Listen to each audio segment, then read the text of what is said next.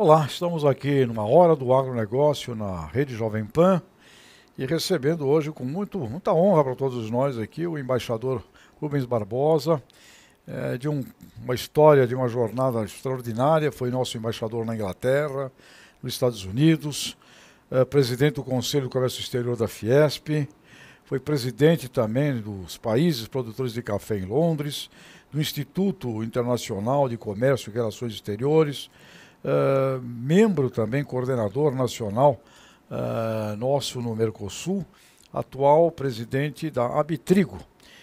Embaixador, muito obrigado, muito bem-vindo aqui conosco. Não podemos deixar de iniciar essa nossa entrevista usando a sua experiência, seu conhecimento, para este momento brasileiro. Um momento crítico e eu creio que na história do Brasil, não sei se houve em alguma hora algo tão complexo e tão grave como a gente está passando, cujas consequências eu acho que a gente ainda vai ver aí a conta que vem a pagar. Qual é a sua visão deste momento, embaixador? Olha, o Brasil estava saindo de 2 anos de recessão grave, de 3,5%. O ano passado nós começamos a crescer, esse ano nós estamos começando a crescer ainda mais de 2%. E nós tivemos 2 episódios aí que atrapalharam tudo isso. Primeiro foi aquele momento em que nós íamos aprovar a reforma da Previdência Social e houve a delação da JBS e o país paralisou. O Congresso não esteve voltado mais para a aprovação da reforma da Previdência. Nós perdemos uma grande oportunidade para avançar nessa reforma fiscal, que é tão importante para estabilizar a economia. E agora, de repente, nós temos essa greve de caminhoneiros que paralisa o país, que tem efeitos em toda a sociedade, não só no combustível para os carros rodarem, mas nos serviços essenciais, o transporte coletivo, os hospitais, enfim, tudo isso que escolas, que nós vimos aí. Quer dizer, não adianta a gente querer colocar a culpa nos outros, né? Isso ocorre por nossa própria iniciativa, né? O maior inimigo do Brasil hoje somos nós mesmos, que criamos esses problemas todos que vão fazer com que o crescimento da economia diminua. E, sobretudo agora, nós estamos há 4, 5 meses da eleição e grupos organizados aí, radicais, querendo virar a mesa. Quer dizer, do ponto de vista político, nós tivemos caos econômico, essas dificuldades de organizar a economia do país, e agora, na véspera da eleição, uma eleição livre, democrática, que vai ser um divisor de águas, porque aí nós vamos escolher o que a gente quer. Se a gente quer olhar para frente, se a gente quer voltar para trás, para o que nós já vimos aí, a sociedade brasileira vai decidir. Mas nós temos que chegar até a eleição de maneira tranquila. Quer dizer, alijando esses grupos radicais que ficam pregando soluções de extrema-direita ou de extrema-esquerda que a sociedade não pode aceitar. Eu acho que esse é um problema sério e eu espero que isso seja superado para que a gente chegue à eleição tranquilamente para eleger um candidato que tenha a responsabilidade de levar o país nos próximos 4 anos, no momento que as decisões que ele vai tomar vão influir o futuro do Brasil nas próximas décadas. Eu acho que essa eleição é uma das eleições mais importantes que nós tivemos nos tempos modernos no Brasil. Embaixador, o senhor tem uma experiência internacional fantástica, deve ter uma visão de fora para dentro. E nós aqui sempre ficamos falando dos nossos adversários, dos produtores europeus, dos americanos, sempre ficamos falando dos nossos adversários, concorrentes lá do exterior. E o senhor colocou aqui uma coisa com a qual eu concordo integralmente. O inimigo número 1 do Brasil somos nós mesmos. Como o senhor vê esta coisa dos contratos? Eu estou imaginando, o Brasil hoje tem 40%, por exemplo, do mercado de frango no mundo. Nesta situação aqui, nós não vamos cumprir uma série de coisas que nós combinamos nas nossas exportações, nos nossos negócios. Como o senhor vê, nós tivemos a Operação Carne Fraca, uma série dessas coisas todas. Por neste momento em que o Brasil, aparentemente, e acho que é, um país que significa para os nossos clientes internacionais um lugar seguro, longe de conflitos militares, essa coisa toda, Esse momento, se ele não for sanado velozmente, que tipo de consequências internacionais nós vamos sofrer? Bom, nós já estamos sofrendo, né? O Porto de Santos, pelas informações que eu tenho, até hoje cedo, não estava liberado ainda.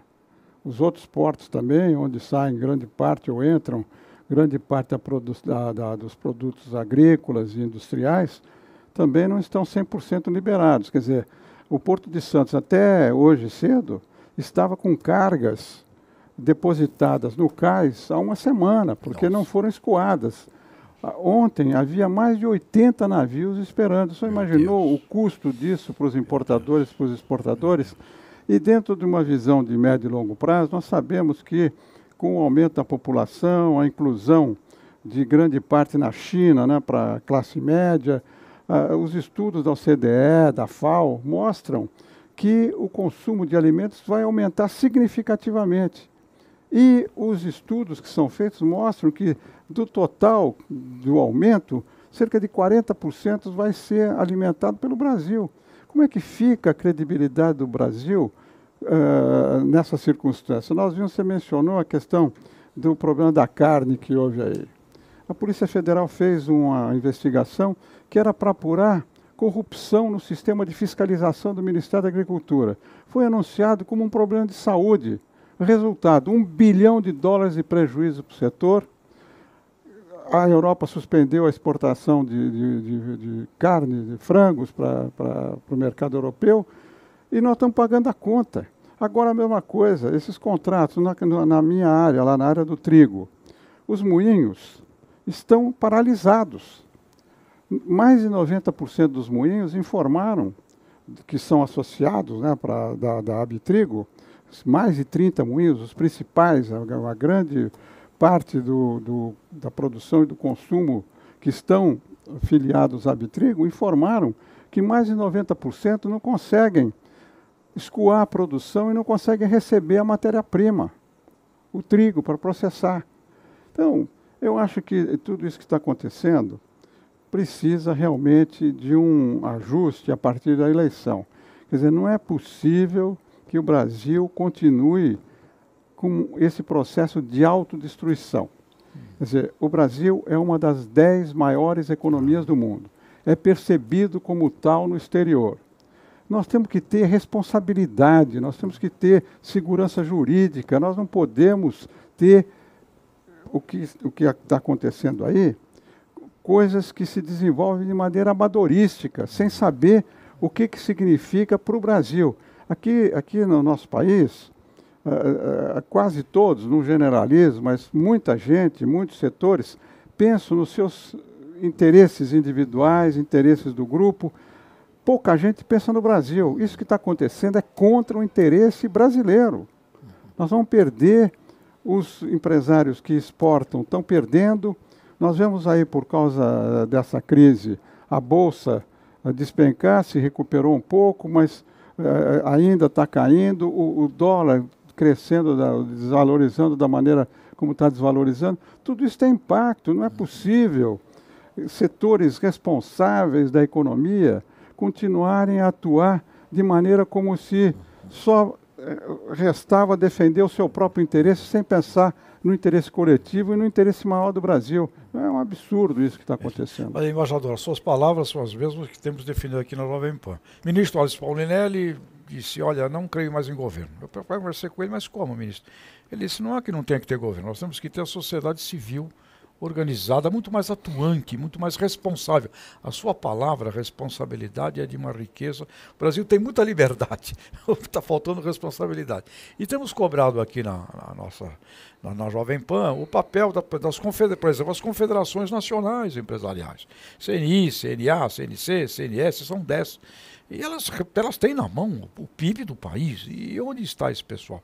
Qual é a sua visão sobre esta coisa de um efetivo maior engajamento da sociedade civil organizada? E o senhor agora, representando uma delas, fundamental, que aliás, pela sua colocação de que temos aí navios parados e os moinhos não estão recebendo trigo, eu poderia dizer que esta greve não vai acabar em pizza, porque vai faltar trigo. Então, cuidado aí o pessoal. Mas como é que o senhor vê uma consciência brasileira para a sociedade civil organizada e, como o senhor muito bem disse, não ficar pensando só no seu umbigo, só nas suas questiúnculas. Qual é a sua... Que esperança e que inspiração o senhor nos dá com relação a isso? Olha, a sociedade brasileira, em 84, 85, defendeu as diretas já, a volta da regra de governo da sociedade civil, e a sociedade organizada conseguiu isso. Nós conseguimos a volta à democracia, a lei imperando, a liberdade de imprensa, tudo isso. E estamos numa democracia. O problema, na minha visão, e eu vivi, como você mencionou, nos Estados Unidos, vivi na Inglaterra, o problema é que a sociedade, as pessoas, o cidadão brasileiro não se deu conta ainda que numa democracia o que conta são os grupos de pressão legítimos para defender os seus interesses, pensando no interesse nacional acima de tudo. Aqui no Brasil, nós não temos, tirando talvez o PROCON, que você defende o seu interesse, o cidadão brasileiro não defende o seu interesse. Nós estamos vendo aí essa burocracia crescente, o poder, a intrusão do Estado em tudo que é a área do cidadão, da empresa, prejudicando, tendo um custo. O custo do Estado brasileiro é brutal, impedindo a melhor competitividade. O que nós fazemos para nos defender disso? Quer dizer, eu acho que a sociedade brasileira está gozando de um regime democrático, mas não sabe como utilizar o regime democrático na defesa do seu próprio interesse.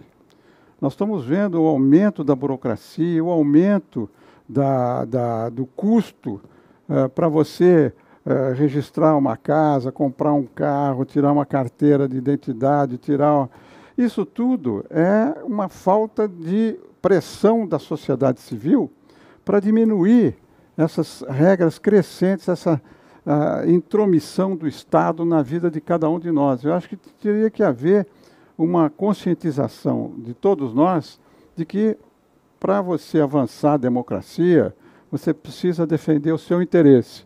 Não como em alguns setores se faz, como nós vimos na televisão aí, caminhoneiros querendo sair, sendo agredidos por grupos radicais. Não é isso que defende o seu interesse.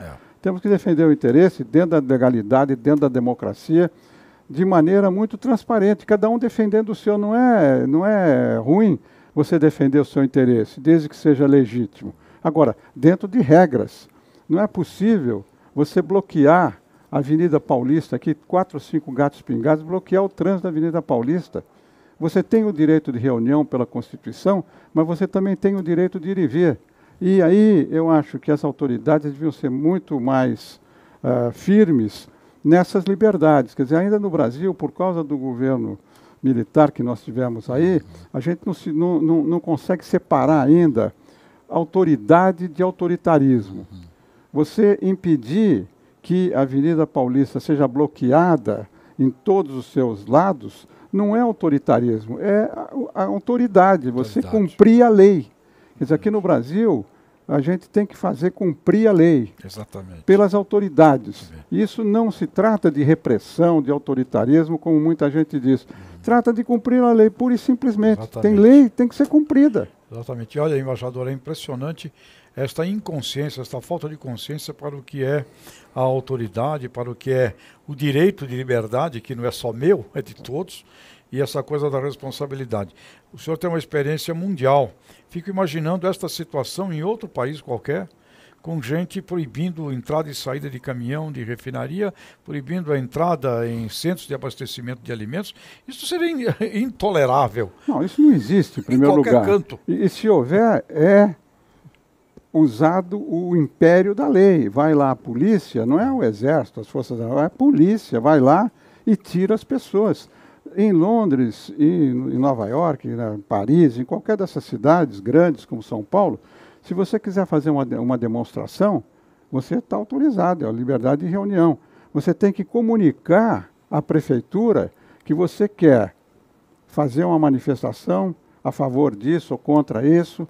Você tem que registrar e a polícia diz qual é o caminho que você tem que fazer. E você tem que usar uma faixa só. Isso eu cansei de ver. Não existe isso que acontece aqui no Brasil, de você queimar pneu na estrada, de você impedir aqui na Avenida Paulista, ocupar todas as faixas. Isso só acontece aqui no Brasil, porque há essa confusão e os governantes têm receio de parecer autoritário, quando não se trata disso, se trata de impor a autoridade. Eles foram votados para imporem a autoridade e aplicar a legislação.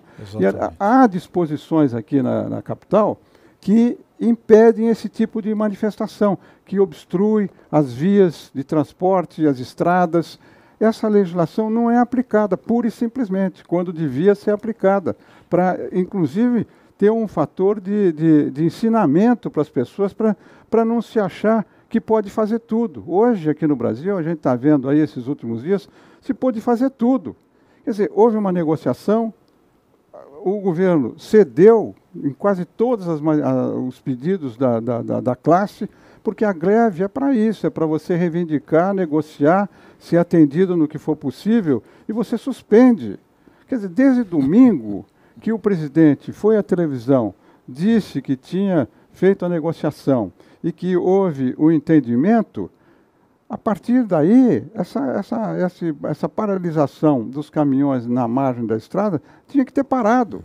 Porque nós estamos hoje na quarta-feira e continua ainda. Exatamente. Essa é a questão dessa questão do autoritarismo e da autoridade. E essa coisa que o senhor colocou, grupos de extrema esquerda e de extrema direita se unem, promovem o caos e liberam para as hordas, né? Aí começa a aparecer, estava voltando lá de Campo Grande, na estrada, não eram mais caminhoneiros, eram uns rapazes, fecharam a estrada com uma caminhonete com som alto, bebendo com cerveja na mão, brincando de parar a estrada.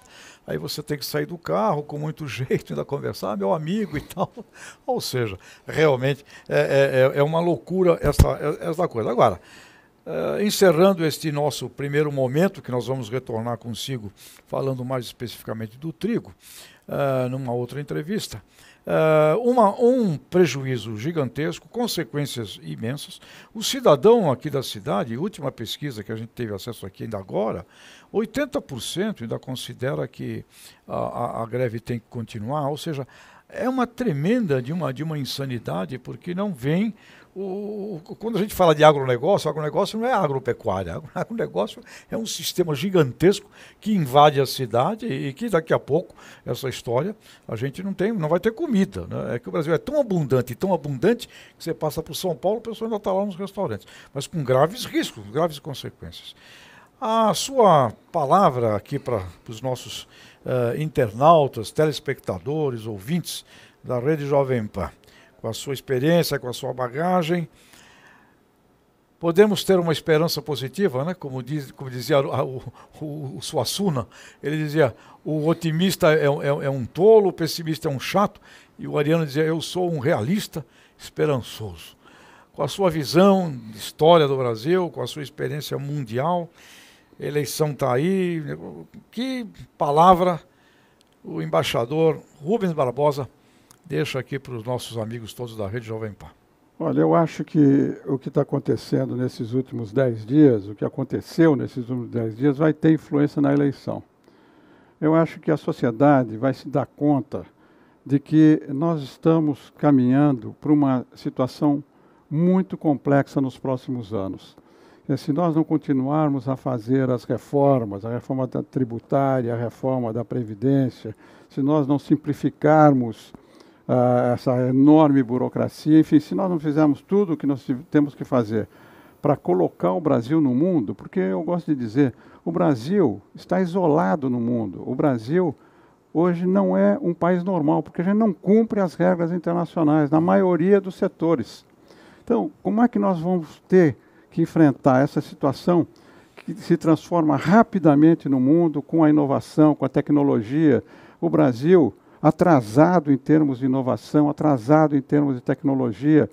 Mesmo no campo, que nós somos muito competitivos, se a gente não se atualizar, os outros estão se atualizando. Nós temos que fazer um esforço coordenado muito grande para poder recolocar o Brasil como é percebido fora, como uma das 10 maiores economias do mundo, que tem uma grande contribuição a dar para a alimentação, para a segurança alimentar no mundo, e tem que recuperar o tempo perdido na área industrial e na área de serviços. Nós temos que voltar a ser competitivos. E eu acho que para isso, para essa visão de médio e longo prazo, a sociedade vai se dar conta que nós temos que ter um entendimento entre todas as forças da sociedade. Isso só é possível se nós evitarmos os radicalismos.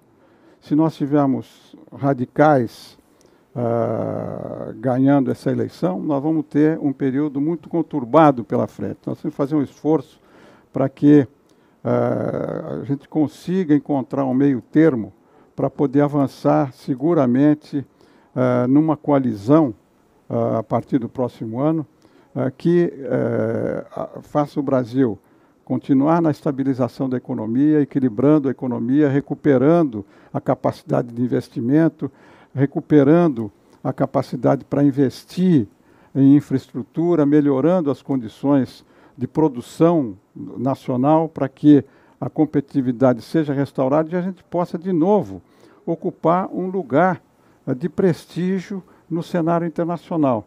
Aqui no Brasil, a gente discute pouco essa questão do lugar do Brasil no mundo. É um país muito grande, olha sempre para dentro, mas nós temos que começar a pensar nisso. Como é que o Brasil está no mundo? Nós estamos, é isso que eu falei, nós estamos isolados, estamos atrasados, estamos perdendo lugar entre os países que mais crescem no mundo e nós vamos ficando para trás. Isso aí, a gente tem que sempre introduzir esse elemento comparativo, porque senão a gente perde a noção de onde é que a gente está. Hoje a gente não sabe onde a gente está fora dos grandes fluxos, os fluxos dinâmicos de comércio, de investimento no mundo. Eu acho que essa eleição de outubro vai ser determinante para a gente encontrar alguém que tenha essa visão de futuro e consiga colocar o Brasil no caminho certo. Muito bem, embaixador Rubens Barbosa, obrigado pela sua visão sábia, serena, que o brasileiro nos ouça e o siga e que Deus nos ajude nessas escolhas todas. E fico também muito feliz aqui, com a hora do agronegócio na Jovem Pan, de termos aqui um ser humano como o senhor, agora ligado também ao nosso mundo do agro, mais aqui internamente na Abitrigo. E nós vamos estar consigo de novo numa outra entrevista, vamos falar exclusivamente sobre o trigo. Embaixador, muito obrigado. Muito obrigado.